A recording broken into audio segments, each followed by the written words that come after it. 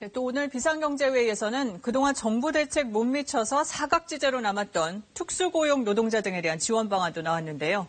생계비와 구직 활동을 돕겠다는 겁니다. 근로자와 사업주의 4대 보험 부담도 일부 덜어주기로 했습니다. 변진석 기자입니다. 손님과 직접 대면하는 일이 잦아 방역에 비상이 걸렸지만 생계를 위해 한 건이라도 더 배달해야 하는 라이더. 근로자처럼 일해도 특수고용 노동자로 분류돼 정부 지원에서 소외돼 왔습니다. 같은 경우는 터지고 어디도 터지고 그러는데 돈을 준다면 더 가야지. 한 건이라도 더 해야지 더 많이 벌어야 되니까. 학습지 교사나 대리운전 기사도 마찬가지. 이렇게 사각지대에 놓인 취약계층을 위해 정부가 추가 대책을 내놨습니다. 일감이 끊긴 특수고용 노동자와 프리랜서 약 10만 명에게 최대 2달 동안 50만 원씩 지원합니다.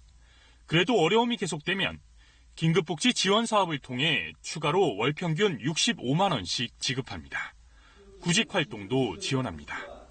3개월간 월 50만 원씩 구직 촉진 수당을 지급받으면서 생계 걱정을 덜고 일감을 구할 수 있도록 지원하겠습니다.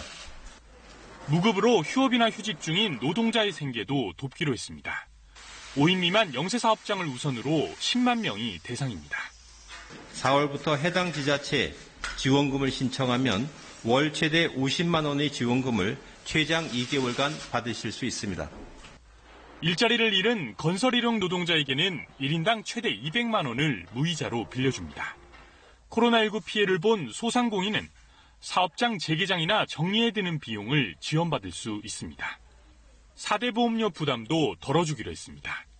건강보험은 감면 대상을 하위 40%까지로 늘리고 3개월간 보험료 30%를 깎아줍니다. 산재보험은 3개월 납부기한 연장과 6개월 30% 감면 혜택이 주어집니다. 국민연금과 고용보험, 그리고 전기요금도 납부기한이 석 달 연장됩니다. 정부는 6천억 원을 투입해 50만 명을 지원한다는 계획.